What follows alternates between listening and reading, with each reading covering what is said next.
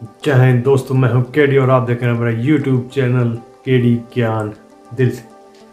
दोस्तों, अगर आप भी चमत्कार में कुछ इंटरेस्ट रखते हो या फिर आप भी अपना बिजनेस या कुछ काम धंधा करते हो तो आज का वीडियो आपके लिए इम्पोर्टेंट है, अदरवाइज आप स्किप कर सकते हैं। तो दोस्तों, आज हम बात करेंगे ऐसी शख्सियत के बारे में जिसे कुछ लोग संत, कुछ महात्मा, कुछ जादूगर और कुछ भगवान भी मानते हैं। जी हाँ, हम बात कर रहे हैं श्री लक्ष्मण दास शर्मा जी उर्फ कैंची धाम के करौली वाले बाबा।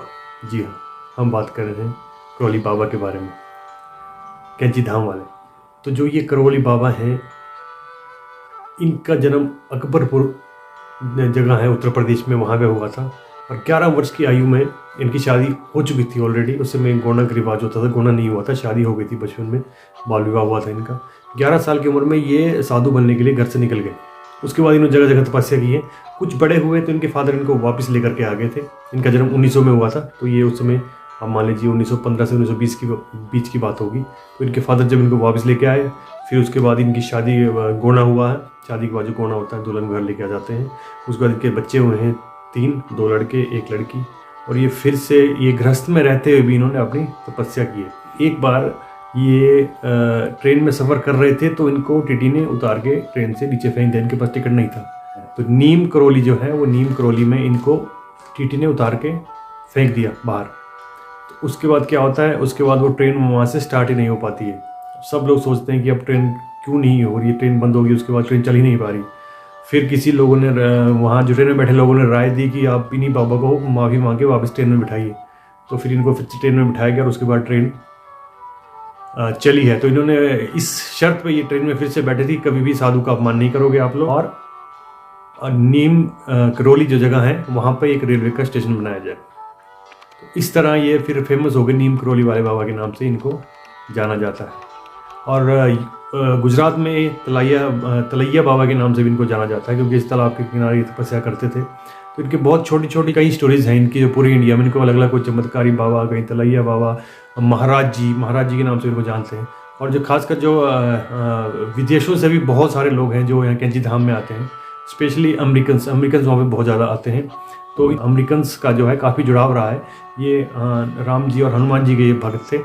तो कैंची धाम में है हनुमान जी का मंदिर है और साथ में इनका भी, बाबा का भी मंदिर है। तो ये आप नैनीताल से कुछ ही किलोमीटर की दूरी पर पाए। तो अगर आपका भी बिजनेस नहीं चल रहा है तो आप भी आकर के दर्शन कर सकते हैं और उस चमत्कार को खुद अनुभव कर सकते हैं। क्योंकि स्टीव जॉब ने भी बताया है कि जो एप्पल के सीईओ हैं, कि पहले जब उससे पहले उनका काम ठीक नहीं चल रहा था, तो सीईओ बनने से पहले वो वहाँ पे गए थे धाम में बाबा के दर्शन करने के लिए। और 2015 में जब मोदी जी गए थे, फेसबुक के जो मार्क जकरबर्ग हैं उनसे मिलने के लिए गए थे। तो मार्क ने भी, जो फेसबुक के सीईओ ने भी यही बताया था कि जब फेसबुक को बेचना है या क्या करना है, जब डिसीजन नहीं ले पा रहे थे, तो स्टीव जॉब ने ही उनको राय दी थी कि आप एक बार इंडिया में एक टेम्पल है, नीम है, वहाँ पे आप जाके आइए। और उसके बाद से उसने फेसबुक को आज देखिए कहाँ से कहाँ पहुँचाया है। अब ये कहानियाँ हैं, किस्से हैं या सच्चाई है, ये कुछ नहीं कह सकते। लेकिन अभी भी बहुत से लोग हैं जो बिजनेस में वाले लोग हैं, वहाँ पे जा करके बाबा के दर्शन करके आते हैं। अब उनको कितना फल मिलता है ये तो वो लोग ही बता पाएंगे, लेकिन कंटिन्यू लोग आ रहे हैं। और इन्होंने अमेरिका तक को इन्होंने हनुमान जी का जो है भक्त बना दिया है, कितने सारे अमेरिकन को भी। और उनकी बहुत ज़्यादा आस्था है हनुमान जी में भी और करौली बाबा में भी।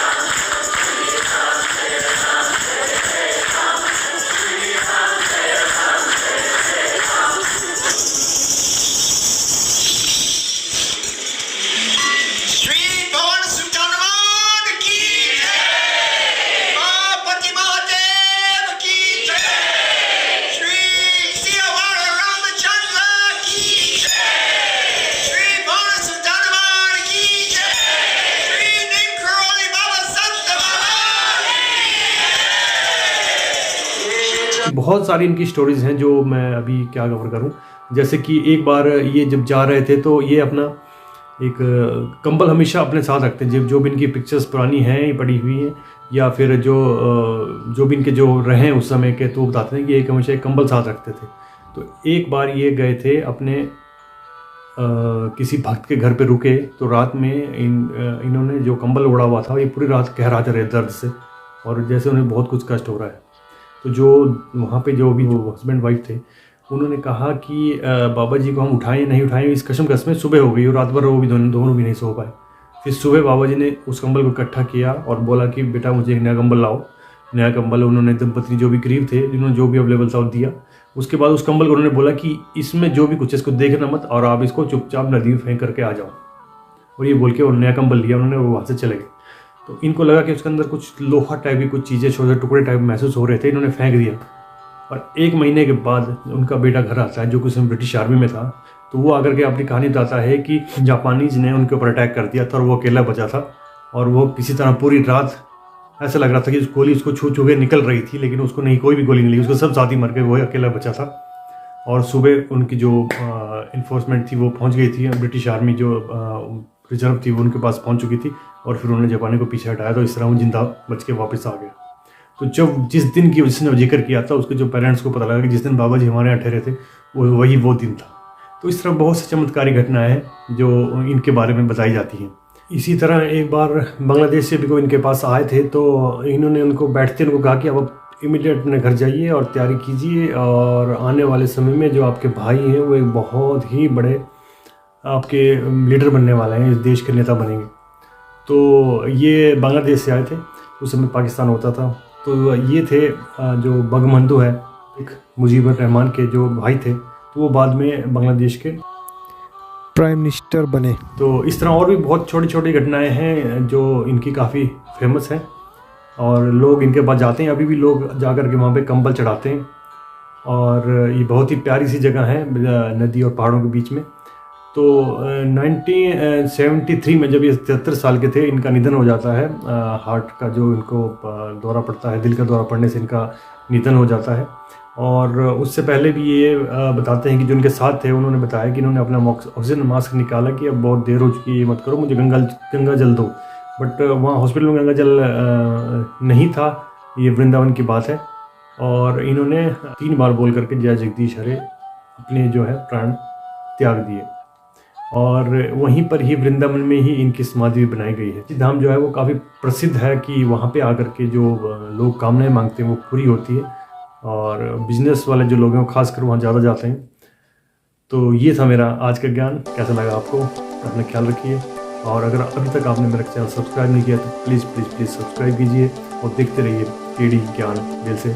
जय हिंद, जय भारत।